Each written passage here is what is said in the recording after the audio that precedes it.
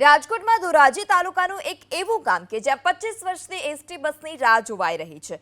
ભૂખી ગામ કે જ્યાં એસટી બસની હજુ સુધી કોઈ સુવિધા નથી। ગામમાં એસટી બસ ન આવતી હોવાથી વિદ્યાર્થીઓ પરેશાન થઈ રહ્યા છે। વરસાદ દરમિયાન પ્રાઇવેટ વાહનો આવે છે, પરંતુ ગામથી 7 કિલોમીટર વરસાદમાં ચાલીને જવું પડે છે। ત્યારે વિદ્યાર્થીઓની માંગ છે કે પહેલી તકે એસટી વિભાગ ધોરાજીથી ભૂખી સુધીનો રૂટ શરૂ કરે। આ સાથે જ ગામના લોકોને પણ હાલાકીનો સામનો કરવો પડી રહ્યો છે। ધોરાજી ડેપો મેનેજરને પૂછતા તેમણે દાવો કર્યો કે ગામ લોકો તરફથી અમને ક્યારેય લેખિતમાં માંગણી નથી કરવામાં આવી અને ભૂખી ચોકડી સુધી બસ જાય જ છે અને જો સરપંચ દ્વારા અમને લેખિતમાં રજૂઆત કરવામાં આવશે તો અમારા ઉચ્ચ અધિકારીને મંજૂરી માટે અમે મોકલી આપીશું। જો કે ગામ આગેવાનોનું કહેવું છે કે લેખિતમાં અમે અરજી આપેલી છે અને યોગ્ય કાર્યવાહી કરીને ભૂખી ગામને એસટી બસની ફાળવણી કરાય તેવી માંગ કરાઈ। અમારા ગામમાં બસ નથી આવતી, 20-25 વર્ષથી નથી આવતી। અમારે 200 વિદ્યાર્થીઓ છે અમારા ગામમાં, અમારે ક્યારેક ચાલીને પણ જવું પડે છે।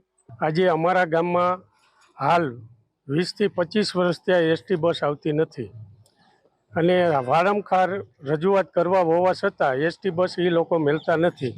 હવે તેનું કારણથી અમારે વિદ્યાર્થીઓને બહુ અવર જવરમાં તકલીફ પડે છે, સિનિયર સિટીઝનો લોકોને અવર જવરમાં તકલીફ પડે છે અને મોટા ઇકોવાળા અથવા રિક્ષાવાળા એના મનમાનીથી ભાવ પૂરા લે છે। ગરીબ માણસને પોસાય એમ નથી અને અત્યારે આ પરિસ્થિતિ એવી સર્જાણી છે કે છેલ્લા ઘણા સમય એટલે આશરે 25 વર્ષથી ગામમાં એસટી બસ આવતી નથી, જેના કારણે અમારા ગામના વિદ્યાર્થીઓ તેમજ વડીલો અને સિનિયર સિટીઝન એટલે કે વૃદ્ધાઓને બહાર અવર જવર કરવામાં બહુ ભારે મુશ્કેલી વેઠવી પડે છે। શિક્ષણ ફ્રીમાં હોવા છતાં એનાથી ડબલ ગણો ખર્ચો પ્રાઇવેટ વાહન અગર તો કોઈ પણ અન્ય વાહનોમાં જવાથી વિદ્યાર્થીઓ મુશ્કેલીમાં મુકાય છે।